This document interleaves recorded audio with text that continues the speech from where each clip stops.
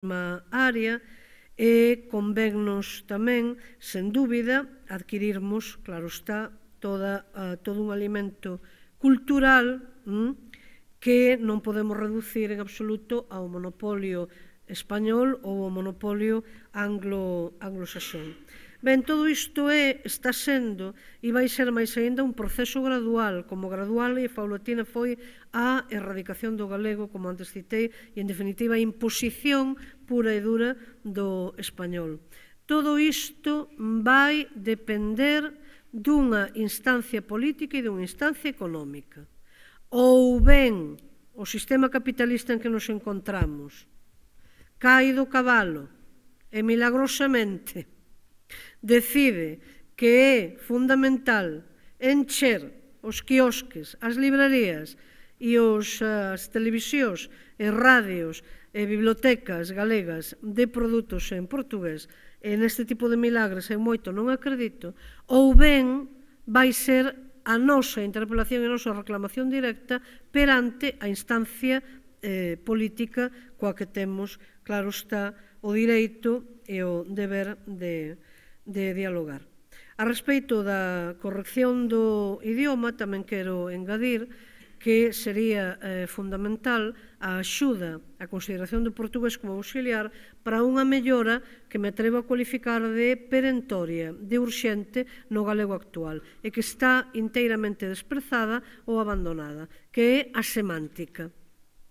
Hai un desleixo enorme, contemplámolo ou vivémolo todos os días.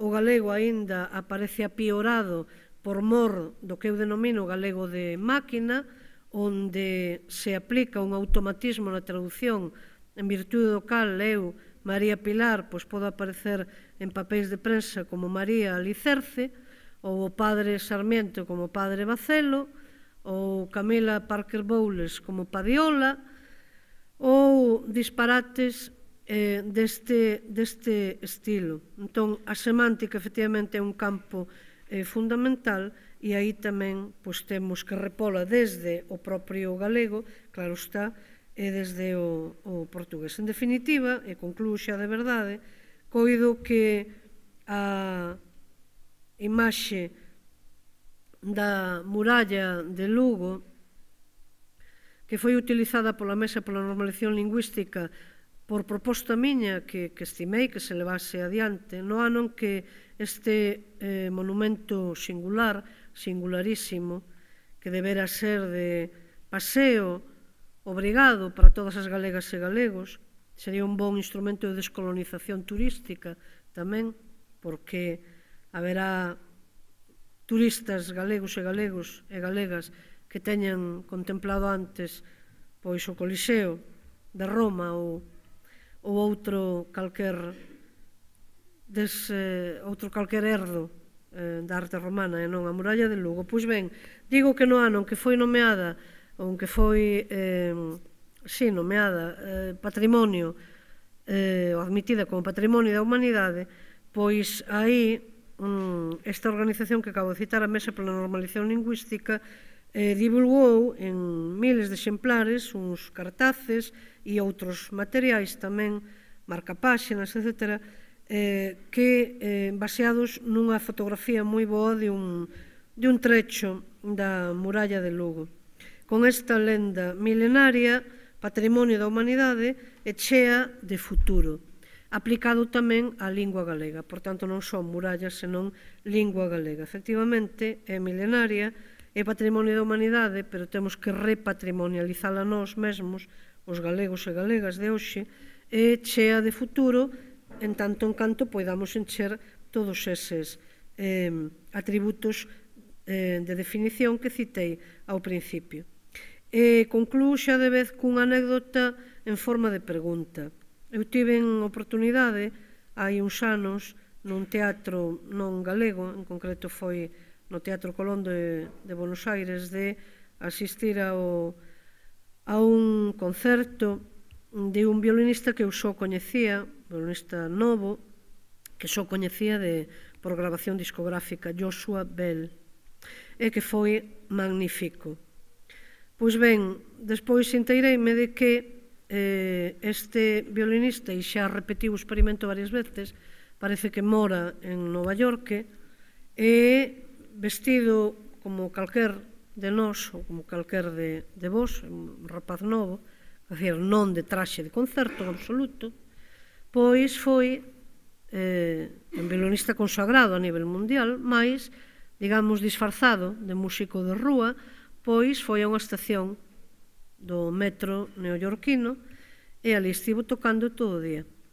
Na información que eu lín e que el mesmo comentaba, obtivo $38 que lle deron para comer, non moito de luxo, obviamente, mas para comer, sí.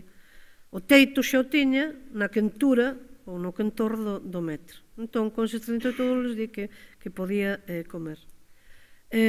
Na funda do violino é onde o persoal depositou a súa esmola, o seu óbolo, non?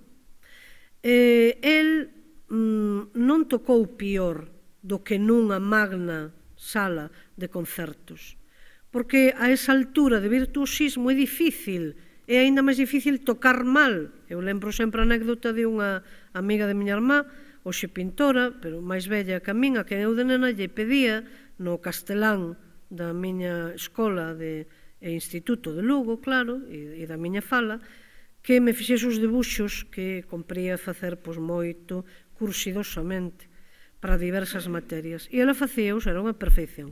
Como eu non sabía debuxar ou debuxaba moi mal, eu xa sabía que aquel debuxo tan bon non colaría como feito por min. Entón eu dicíalle na miña fala infantil, chuz, como a chamaba, hazlo peor. E ela dicíame, Pili, non puedo. Ela xa apontaba maneiras de moi boa pintora, de moi boa debuxante, entón non podía facelo peor. Eu, con grande dor do meu corazón, para que pudese simular que aquel debuxo o fixera eu, esborrifaba un pouco por riba e riscaba, facía unhas cantas avarías para que pudese disimular. Mas ela dicíame que non o daba feito peor, claro. Este violinista o mesmo. Tocaría, ou toca, con igual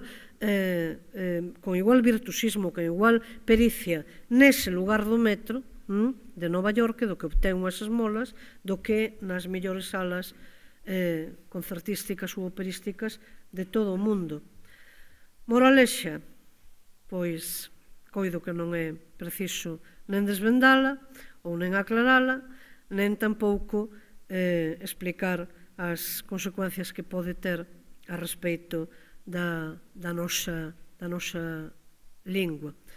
A calidade e a bondade vai ser sempre intrínseca a ela mesma e non dependente do lugar, do prezo ou da consideración clasista ou externa, neste caso do intérprete, que é o violinista. Por tanto, con estas palabras conclúo e obrigada naturalmente pola vosa atención.